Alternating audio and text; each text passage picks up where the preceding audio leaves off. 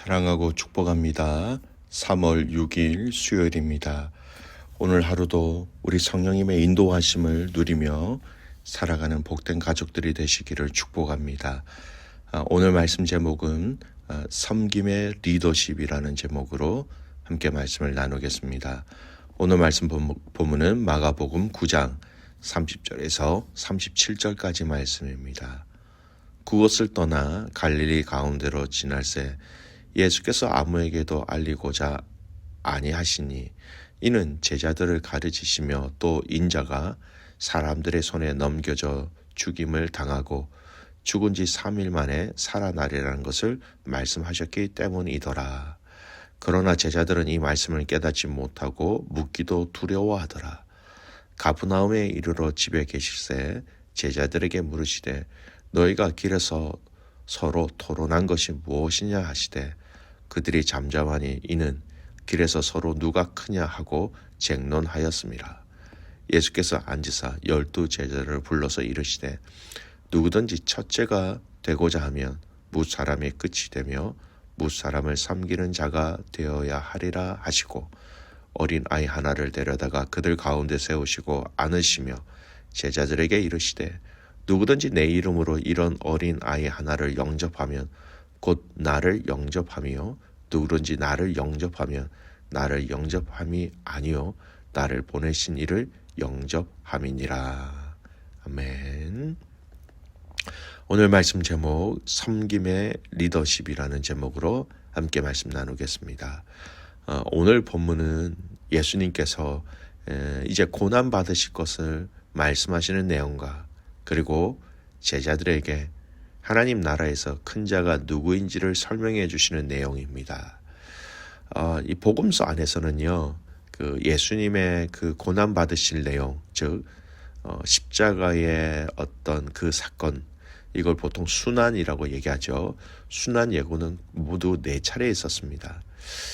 마가복음 안에서는 주님은 첫 번째 순환 예고를 베드로 신앙 고백 사건 직후에 말씀하셨어요. 마가복음 8장 29절에 이렇게 얘기하죠. 또 물으시되 너희는 나를 누구라 하느냐? 베드로가 이르되 주는 그리스도시이다 하며 이런 표현이 있죠. 그리고 이제 주님은 월요일 묵상 본문이었던 9장에 일어난 사건, 즉 변화산 사건 이후에 다시 두 번째 순환 예고를 주심으로 당신께서 하나님의 아들이심을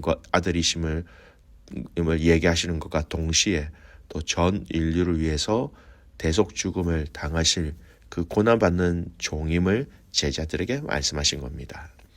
따라서 제자들은 이 주님의 순환 예고를 통해서 예수님의 정체를 바로 알고 그 주님의 순환의 때를 대비하는 것이 옳았습니다. 그러나 제자들은 이 주님의 순환 예고를 듣고 그 진리를 깨닫고 대비하기는커녕 무서워하였을 뿐만 아니라 또 다시 누가 큰가 제자들 사이에서 참 어리석은 논쟁을 하고 있었다라는 거예요.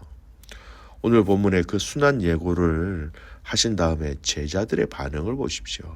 34절 그들이 잠잠하니 이는 길에서 서로 누가 크냐 하고 쟁론하였습니다. 여러분 서로가 이제 예수님의 제자로서 살아가는 그 과정 속에 예수님의 그 순환 예고에 대해서 들었을 때에 거기에 포커스를 맞추고 거기에 의미를 알고 반응을 해야 되는데 그거와 전혀 상관없이 자기들 사이에 누가 크냐, 누가 첫째냐, 누가 더 큰 자리에 앉을 수 있느냐 이런 쟁론을 하였다라는 겁니다. 여러분 오늘 이 본문의 내용을 보면서 우리는 두 가지를 점검해야 할 것 같습니다. 첫 번째, 여러분 주님은 놀라운 기적을 통하여 당신이 누구이신지를 보여주셨지요. 8장에 있었던 질병이어 사건 이후에 예수님은 순환받으실 것을 알려주셨어요. 질병이어의 사건을 통하여서 그들은 예수님이 말씀하신 그 하나님 나라의 능력을, 하나님 나라의 힘을, 하나님 나라의 그 신실하심을 직접 눈으로 보고 체험하였습니다. 그리고 오늘 예수님의 순환 예고의 사건도 변화산 사건의 놀라운 기적 뒤에 일어났다라는 겁니다. 예수님이 누구이신지 비록 3명의 제자들만 데리고 가셨지만 틀림없이 그 예수님의 놀라운 능력과 기적들을 체험하였다라는 겁니다. 여러분, 우리는 주님이 우리에게 주신 은혜와 은총, 때로는 기적 뒤에 우리가 반응해야 할 믿음의 성숙과 성장의 단계가 있다라는 것을 알아야 합니다. 오늘 이 본문을 통해서 우리 예수님께서 보여주셨던 그 은혜와 은총과 기적 뒤에 틀림없이 믿음의 반응과 믿음의 성장을 요구하신다라는 거예요. 주님의 기적, 놀라운 은혜를 보고 알았는데 그들에게는 주님의 죽으심과 부활하심의 비밀을 알려주신 것이었죠. 그러나 오늘 본문에 보면 32절에 보면 그들은 깨닫지 못했다라고 말씀하고 있습니다. 사랑하는 믿음의 가족 여러분, 주님의 은혜와 사랑과 기적을 체험하셨다면 그 다음에 믿음의 영적 성숙의 반응이 있어야 함을 기억하십시오. 그들에게 주님은 하나님 나라의 중요한 십자가의 사건, 부활을 알려주셨습니다. 비밀을 알려주셨죠. 그러나 제자들은 그 다음 그것을 듣고 깨달을 만한 성숙한 반응을 할 준비가 되어 있지 못하였다라는 겁니다. 성도 여러분, 주님이 우리에게 은혜와 사랑과 기적을 날마다 베푸시지요. 때로는 고난으로 우리를 훈련시키실 때도 있습니다. 그런데 그런 후에 그 의미와 체험과 훈련을 통하여 다음 신앙과 다음 믿음의 단계로 우리를 이끄실 때에 여러분 우리가 온전히 반응하고 그 믿음의 단계까지 나아갈 수 있기를, 또 그런 지혜가 있기를 간절히 소원합니다. 여러분, 이런 영적 지혜가 우리에게 있어야 합니다. 이런 영적 안목이 우리에게 있어야 합니다. 여러분, 우리 공동체적으로 이 말씀을 한번 적용해 볼까요? 저희가 다음 주에는 말씀 사경회가 있지요. 이 은혜의 시간을 우리가 어떻게 준비하고 어떻게 기도하며 어떻게 기다리는지 참 중요합니다.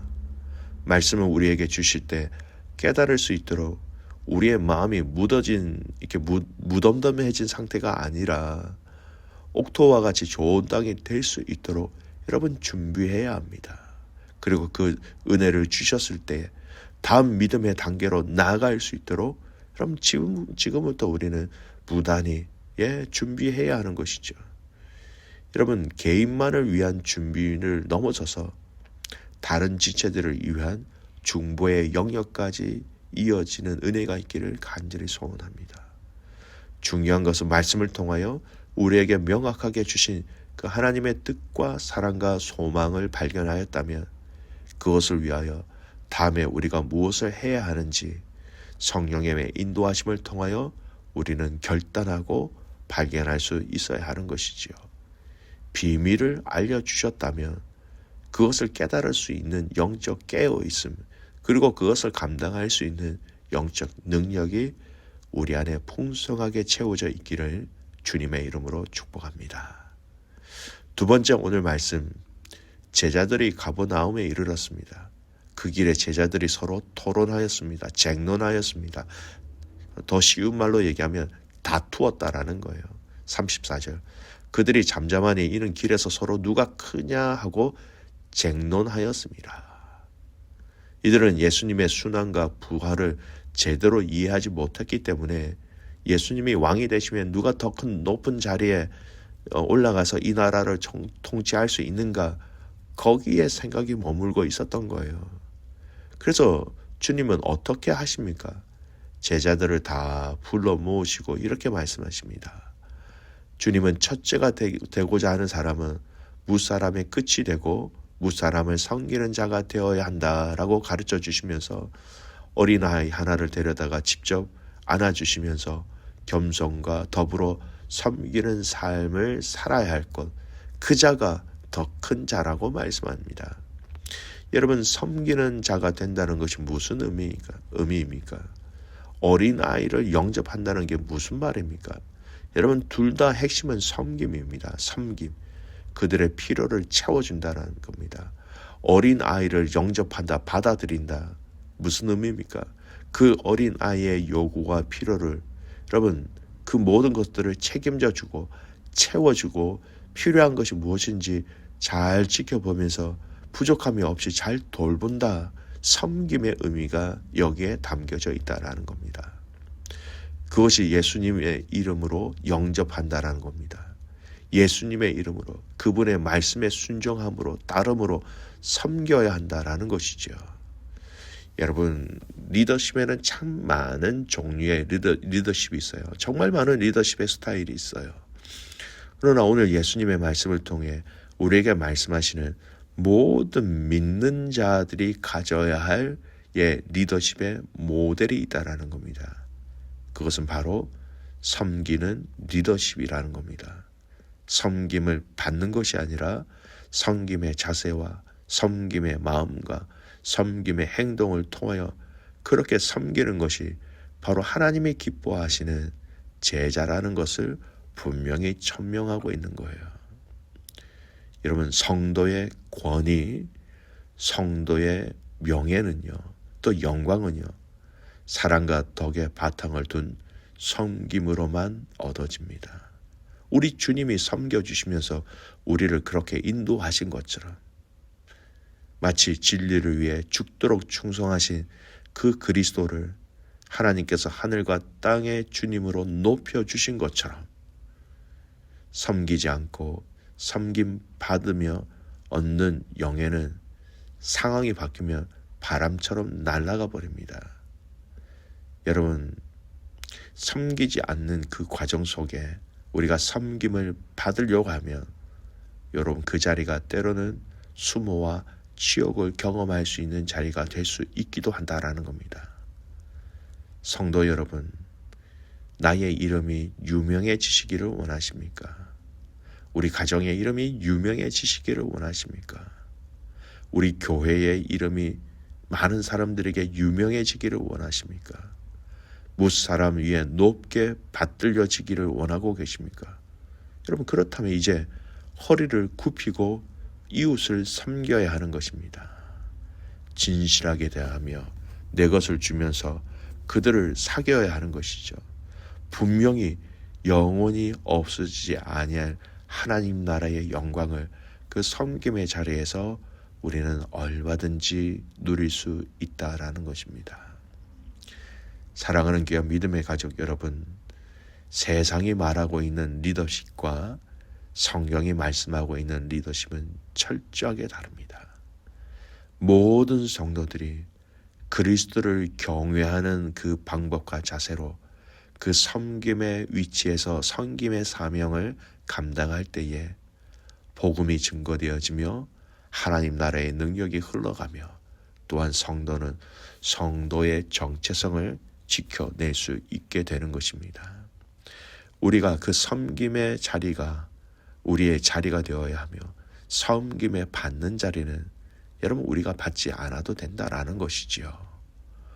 오늘 여러분이 있는 그 자리에 섬기는 리더십을 발휘할 수 있는 시간과 방법과 여건들은 어떻게 만들어 가실 수 있습니까?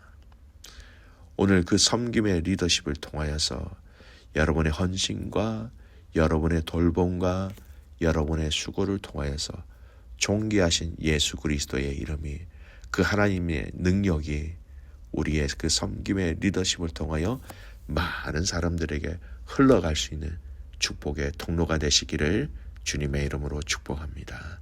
아멘. 기도하겠습니다.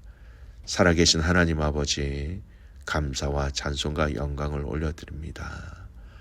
오늘 주님께서 우리에게 주신 이 말씀을 통하여 하나님, 우리가 어떤 리더십을 가져야 하는지 알려주셔서 참 감사합니다. 세상적으로 볼 때 섬김의 리더십은 피곤하고 힘들고 어렵습니다. 하지만 이 모든 섬김의 리더십의 본을 보여주신 우리 예수님을 알기에 겸손하게 섬기게 하시고 사랑하며 섬기게 하시고 순종하며 섬기게 하시고 귀한 섬김과 사랑과 긍휼히 여김과 감사함으로 이 섬김의 자리를 끝까지 잘 지켜낼 수 있는 모든 성도들이 되게 하여 주시옵소서. 아비로서 어미로서, 남편으로서, 아내로서, 교회를 섬기는 청지기로서 모든 자리가 섬기는 리더십이 되게 하여 주시옵소서. 그렇게 하실 주님을 신뢰하며 살아서 역사하시는 예수 그리스도의 이름으로 감사하며 기도드리옵나이다. 아멘.